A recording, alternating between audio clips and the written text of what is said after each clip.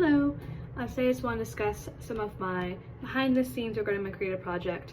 So first, looking at just my initial inspiration, I knew that I want it to be fictional just because to me I felt that fictional can be some more entertaining and engaging just to the audience that would be looking.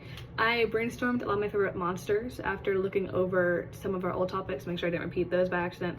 And I've always been really intrigued by vampires because not only am I a huge Twilight fan, which is where I got the inspiration for the interviewee's name, Bella, and Long Fang just to add some comedic effect to it, but it was always intrigued me how for a lot of monsters like zombies or mummies or skeletons, their main thing is fear, to scare people and frighten them, but it's the complete opposite scale for vampires. Yet to me they're just as much terrifying, if not more so, because they are enticing and they get into your emotions and your mental to where you can trust them, which to me is again more scary than something being outright terrifying. And so I want to just incorporate that into my project. When it came to just overall analytical thoughts for me, planning out my discussion, I focus a lot on building a really hard organized outline just so I could get the basic topics that I want to talk about and then break them down to smaller pieces.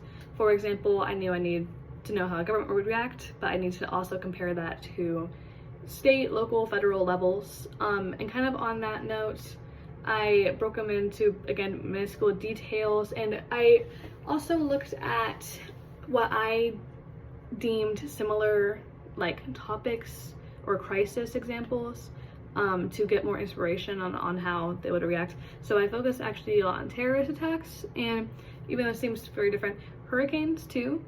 And so HS Today actually provided a lot of good information, and it was a concise list of steps on what needs to be taken for a successful response in these kinds of disasters. And this included effective communication, enough resources, etc. And to me it was just really interesting because over this class period I've heard for almost every chapter this is what these aspects are important for response, especially to be carried out efficiently. But it's no matter how much I learn it, there's always more details because the processes are so complex to be able to effectively get done what it needs to get done with so many moving parts and everything. So to me it's really interesting that I can keep learning more about the details.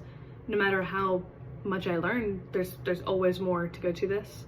A lot of my information was also provided by FEMA resources, which released, for example, the NRF, and it helped me fully grasp the initiatives because to me, this is one of those topics where it's in theory, it sounds so easy or simple, or you would have thought of it already, but when actually it's being carried out, I don't think I fully grasp how many moving parts there are to it, and there's so many aspects, so much things that can go wrong if they're not already accounted for, and that's what these websites showed me. One of the biggest things was when I was talking about homeless people. They can't go inside and they can't escape the dangers.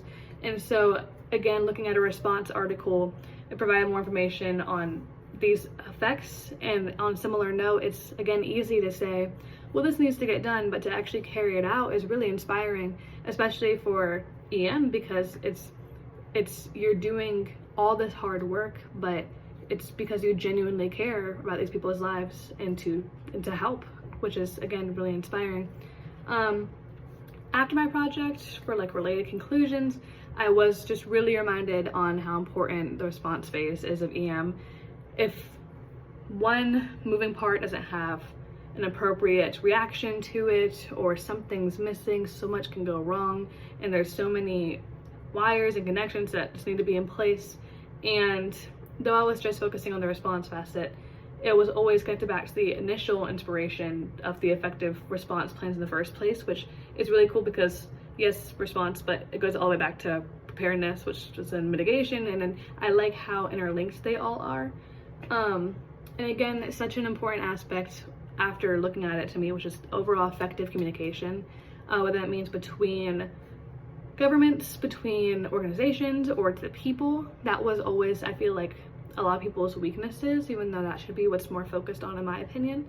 And again, more FEMA resources released such guidance and highlighted that significance because there's just so much to it and it needs to be in a quick time period too. So the more that people know about it, the more that they can be prepared, the more that they understand what's happening, they can benefit themselves as well as society as a whole.